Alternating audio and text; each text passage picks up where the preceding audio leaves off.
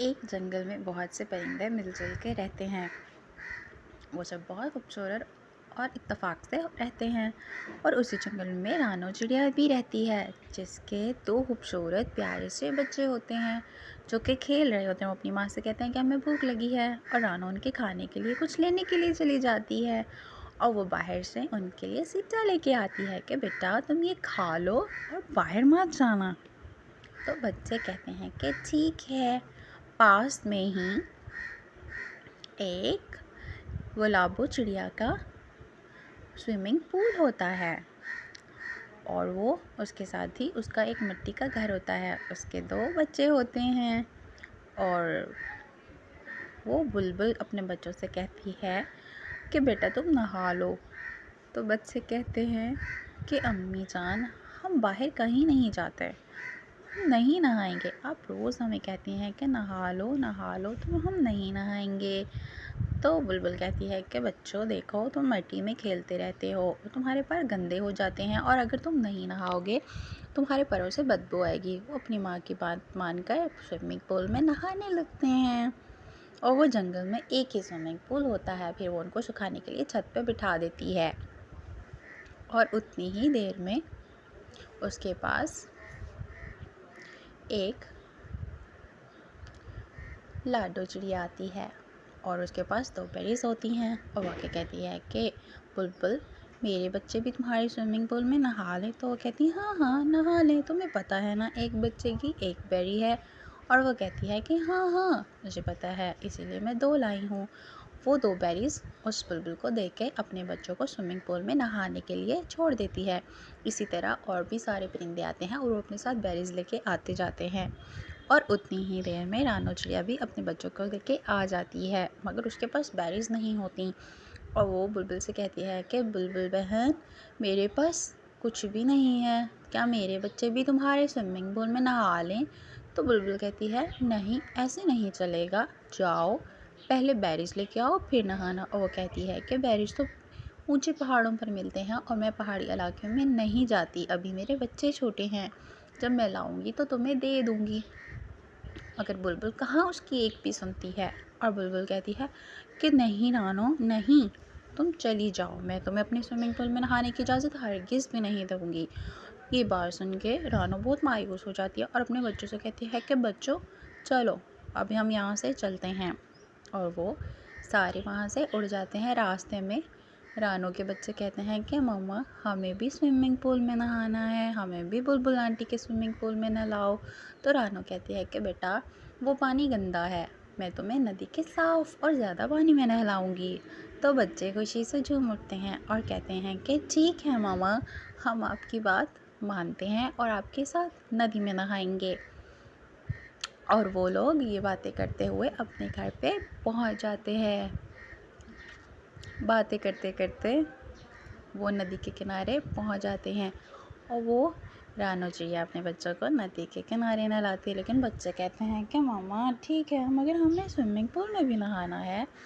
तो माँ कहती है कि ठीक है, मगर अभी तुम घर चलो। उनको घर ले आती है। उतनी ही देर में कालू कौवा आ जाता है और कहता है कि रानो बहन क्या हुआ, तुम बहुत परेशान दिख रही हो। तो रानो कहती है कि कुछ नहीं, मैं बुलबुल की स्विमिंग पूल पे गई थी, मेरे बच्चे कहते हैं कि हमें वहाँ नहाना है, मगर बुलबुल ने हमें वहाँ नहाने नहीं दिया। और कालू कौवा कहता है कि क्यों नहीं? तो वो कहती है कि वो बेरीज मांगती है, मगर मैं अभी पहाड़ों पे नहीं जा सकती अपने बच्चों को छोड़ के। तो कौवा कहता है कि इतनी सी बात, तुम परेशान मत हो, मैं तुम्हें बेरीज ला दूँगा। तो रानो कहती है शुक्रिया कालू भैया। उतनी ही देर में कालू की बीवी आ जाती है, जिसका नाम गोरी होता है। और जब कालू उसके कह रहा होता है कि मैं जाऊँगा, तो वो कहती है हा जाएंगी आप? अपना बच्चा तो आपसे कब से मांग रहा है, सेब मांग रहा है, पर उसके लिए तो आपके पास वक्त ही नहीं है, और आपके पास रानों के बच्चों के लिए इतना वक्त है। तो वो कहता है अरे गोरी, कुछ नहीं होता। और गोरी कहती है कि नहीं कालू जी, आप तो पूरे जंगल के परिंदों का ठेका ले लीजिए और सबके काम फ्री में किया करें, ऐसे कैसे चलेगा? तो रानो ये बातें सुन रही होती है और कहती है कि कालू भैया कोई बात नहीं, आप चले जाएं और मैं खुद ही अपना इंतज़ाम कर लूँगी। मैं खुद ही अपना कोई ना कोई इंतज़ाम कर लूँगी। तो कालू की बीवी गौरी उससे कहती है, क्या आप पागल हो गए हैं, कैसी बातें करते हैं। तो गौरी कहती है, आ जाता है दोबारा उसके पास कौवा उसके घर दोबारा आ जाता है और रानो से कहता है कि रानो, तुम जाओ बेरीज ले आओ और मैं तुम्हारे बच्चों का ख्याल रखूँगा। तो रानो चिड़िया उसकी बात मान लेती है और कहती है कि ठीक है कालू भैया, आप मेरे बच्चों का ख्याल रखें और मैं जंगल से अपने बच्चों के लिए बेरीज लेके आती हूँ। और वो उसकी बात मान लेता है और वो भी अपने बच्चों की ज़िम्मेदारी उसको सौंप देती है कि आप मेरे बच्चों का ख्याल रखिएगा, ये कहीं भी इधर उधर ना जाएं, मेरे आने तक आप इनके साथ रहिएगा। तो कौवा कहता है कि ठीक है। जैसे ही रानो चिड़िया वहाँ से जाने लगती है तो कालू कौवा रानो चिड़िया के बच्चों को वहाँ से निकाल देता है और कहता है कि जाओ यहाँ से, दफ़ा हो जाओ, अब ये मेरा घर है। और वो बच्चे वहाँ से रोते हुए बाहर आ जाते हैं। दोनों रोने लगते हैं। वो रोते रोते बाहर आके एक दरख्त पर बैठ जाते हैं और उनके घर में कालू कौवा कब्ज़ा कर लेता है। और वहाँ रानो चिड़िया जो जंगल के बीचों बीच उड़ती हुई जा रही, मगर एक तेज़ तूफ़ान भी होता है कि जब वो जा रही होती है रास्ते में बारिश भी शुरू होने वाली होती है। वो कहती है कि जो भी हो जाए मैं पीछे नहीं हटूँगी। और रानो चिड़िया कहाँ हिम्मत हारने वाली थी और वो वही बहादुरी से और दिलेरी से उड़ती जाती है कि आज तो मैं बेरीज ला के रहूँगी। इतनी देर में उनकी मौसी आ जाती है और वो कहती है, तो उसको उसकी मीनू मौसी मिल जाती हैं और वो मीनू मौसी उससे कहती हैं कि रानो, इतने तेज़ तूफान में तुम कहाँ जा रही हो, मेरी बात मानो और मेरे साथ चली आओ। तो रानो चिड़िया भी उसकी बात मानकर मीनू मौसी के घर में चली जाती है। वहाँ बारिश भी बहुत तेज़ हो जाती है और रानो चिड़िया परेशान हो रही होती है कि पता नहीं मेरे बच्चे किस हाल में होंगे। तो मीनू मौसी कहती है कि तुम परेशान ना हो, वो सुरक्षित होंगे, यानी महफूज होंगी। तो सारे परिंदे जो अपने अपने घोंसलों में आराम कर रहे होते हैं, मगर वो बच्चे दोनों बारिश में भीग रहे होते हैं और परेशान होते हैं।